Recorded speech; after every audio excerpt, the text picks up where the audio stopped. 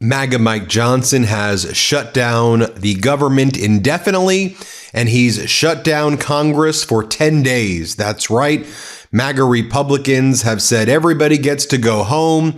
Congress is in recess, again, for at least 10 days. And isn't it just so obvious that the reason they're doing this as well, as the walls close in on Donald Trump regarding the cover-up of the Epstein files and the child sex trafficking ring therein that Trump and the DOJ do not want to come out, and people are learning the dark past of Donald Trump and all the others in this Epstein class. 10 days, at least, Congress has been sent home for. This is utterly despicable by MAGA Mike Johnson, Republican Speaker, and John Thune, the MAGA Majority Leader in the Senate. There was a weird thing that went down before members of Congress went home. You had J.D. Vance, Vice President, break a tie regarding the SAVE Act. And it was just a procedural vote regarding the SAVE Act. This is where MAGA Republicans are trying to focus on disenfranchising American citizens under the pretext that they're trying to stop illegal immigrants, illegal aliens, as they say. I hate that term, but that's what they say, from voting, which there's no evidence of anyway. And they want to make it so difficult where, like, you have to get a passport if you want to vote, or you have to go through all these hoops and hurdles. And they're trying to chill actual people from voting, because they also don't want to talk about the economy right now, which is terrible under Donald Trump and his regime, with inflation surging and being in a job recession right now. So the weird thing that happened was you had J.D. Vance, like he didn't want to have to show up. He thought he was going to be on a vacation. He shows up to the Senate, and you'll see him right here, like huffing and puffing, and he's out of breath. And he looks sloppy in order to break a tie on a procedural vote regarding the SAVE Act. It's still going to be subject to a filibuster because it's in the Senate. And based on this tiebreaker, you'll see that there's only about 49 votes, or 50 votes, if you will, in favor of the SAVE Act in the Senate. And it needs 60 in order for it to get a cloture vote and avoid a filibuster. But just watch what J.D. Vance does. He's tired, he's exhausted, and then Congress shuts down right after this. Here, play this clip. 50, the nays are 50, the Senate being equally divided.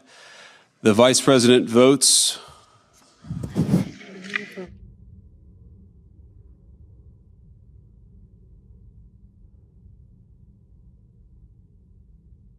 Affirmative, and the point of order is sustained. Gotta make sure. Now, we had MAGA Mike, the biggest tell, if you're like, Ben, you're getting conspiratorial and saying they're shutting down Congress for 10 days because they don't want to talk about the Epstein files. I mean, by the way, you have Republican Congress member Thomas Massie, who's one of the people who are responsible for the discharge petition.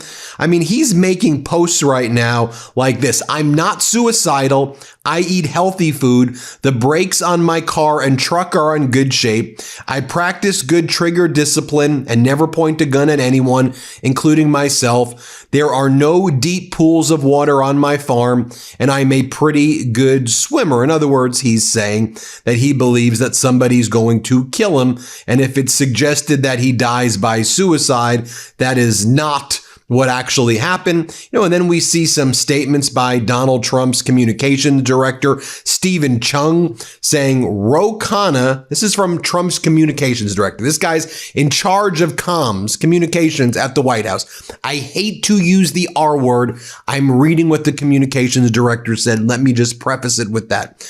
He goes, this is Trump's communication director. Ro Khanna and Thomas Massie are some of the dumbest retards ever to be in Congress. They knowingly and willfully ruin the lives of innocent people who had nothing to do with Epstein. What the hell are you talking about, Chung? I mean, one thing he's referencing is that there were people who were in the Epstein files who were being redacted by the DOJ. The DOJ didn't have a privilege log, which they're required to do by law. And in naming lots of people, apparently there are 4 people who said we were misidentified originally by the DOJ 10 years ago. How would Massey and Khanna even know that? But setting that aside, we have like Sultan bin Salim talking about torture videos, who was forced to resign from the main logistical company in the United Arab Emirates. I mean, you've got that guy. You got the former ambassador to the United States. You got the national security advisor. In Slovakia, you've got the former prime minister of Norway. I mean, you have all these world leaders who are being toppled, business leaders who are being toppled.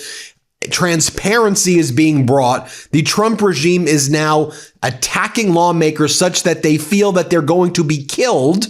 And they're saying, I didn't die by suicide. And then you have MAGA Mike Johnson. Let's take a look at what MAGA Mike Johnson's even talking about here. He did an interview with state regime media, which calls itself Fox. And he said that the Bondi hearing, that Bondi was great. He said the issue was the Democrats turned it into a circus. I kid you not. Before MAGA Mike sent Congress home, he said that Bondi did great.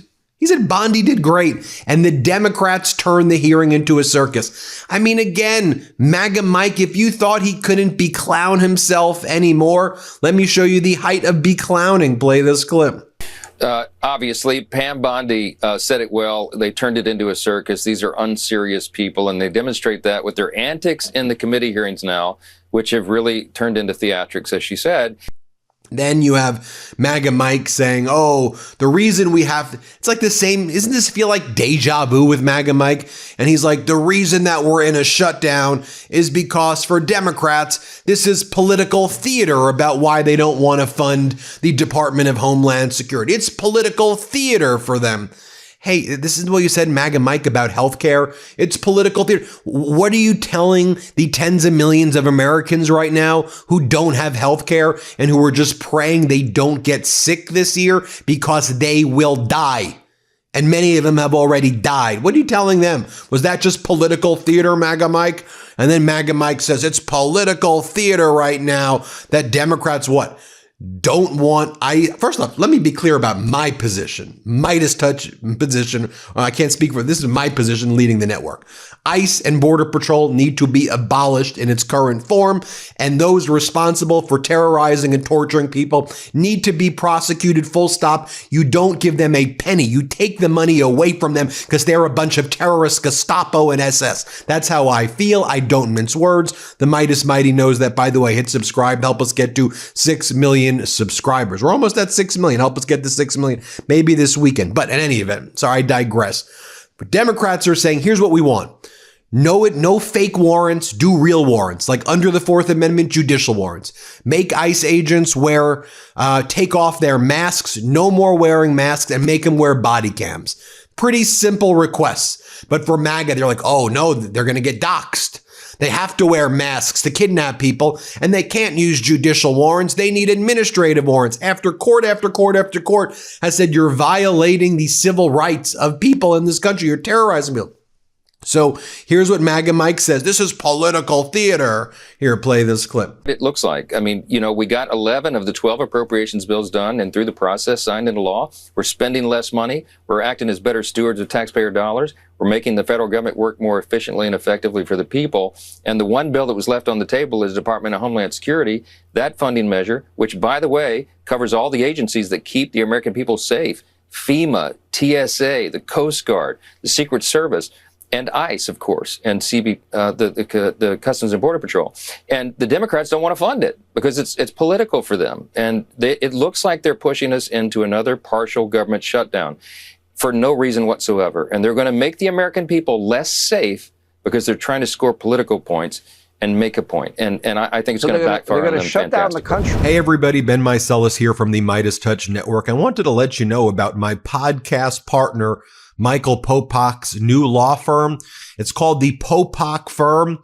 Michael Popak's pursuing his dream of starting his own law firm, really based on the popular demand by all the Meidas Mighty and legal AFers who are approaching Michael Popak with their cases and saying, Can you help us? And at that time, Popok was not able to.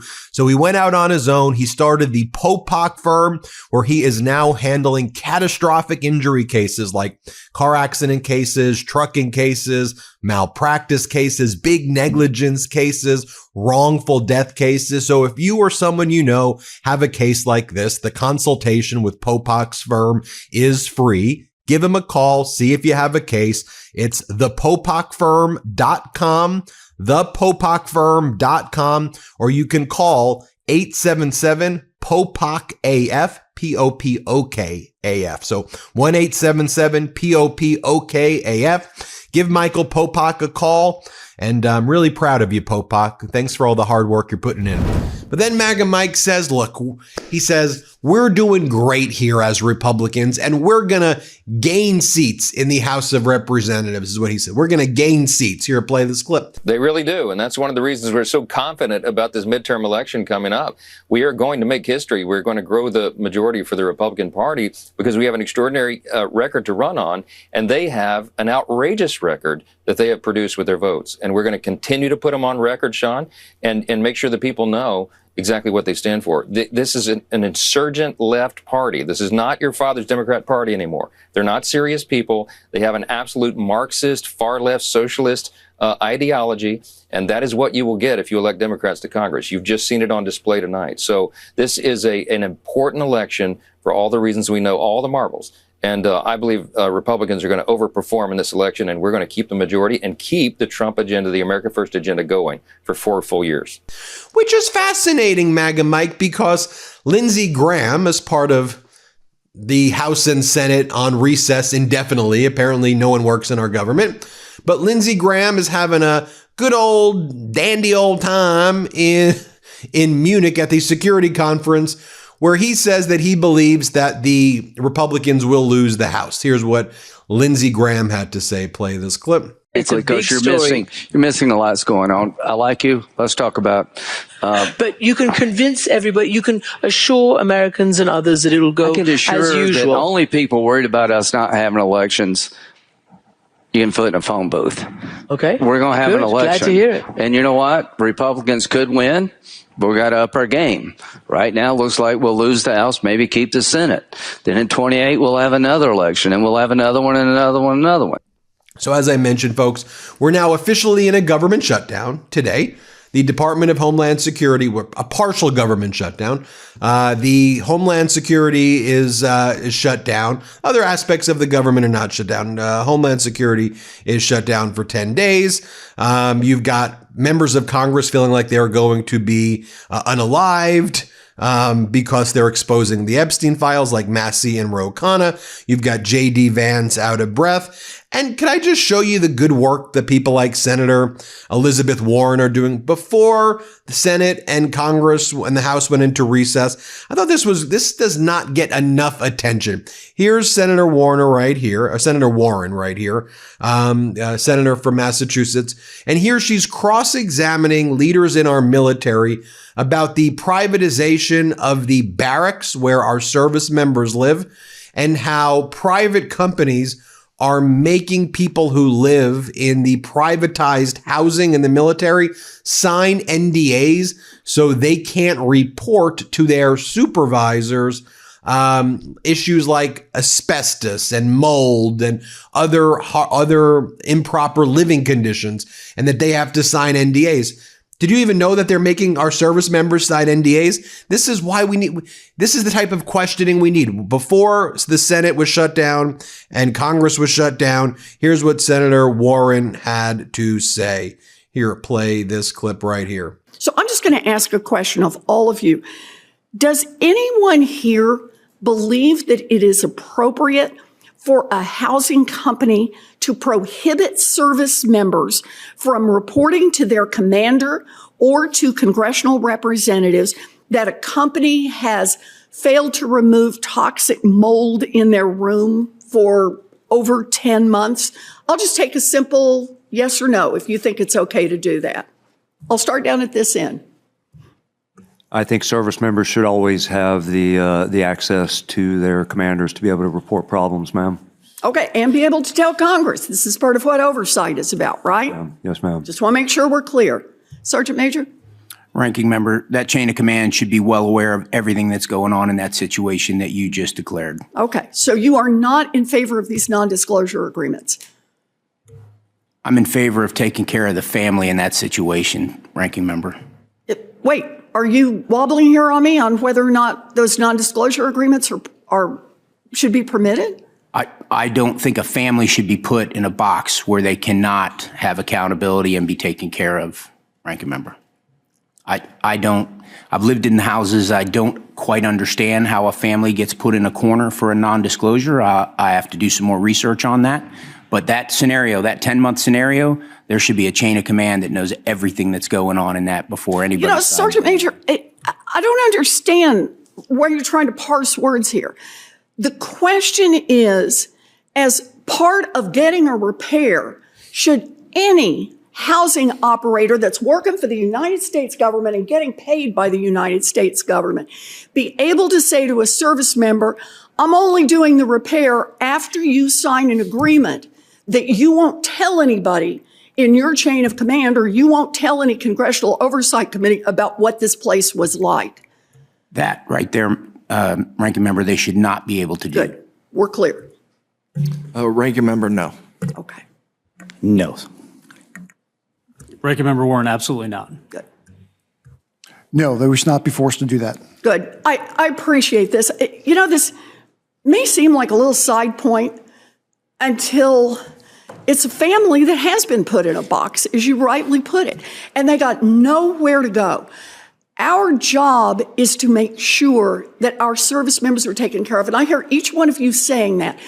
But we got to make this work on the ground. And I just start with something as essential as housing and letting these private housing outfits come in and do a lousy job of keeping the housing operational and then refuse to repair it unless people promise to be silent, agree to be muzzled on it, is just flat wrong. And I enlist your help in beating that out of our operations at the housing level. So thank you very much, Mr. Chairman. We'll keep working on this.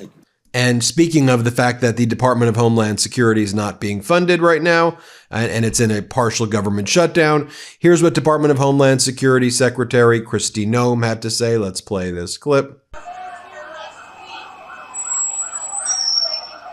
And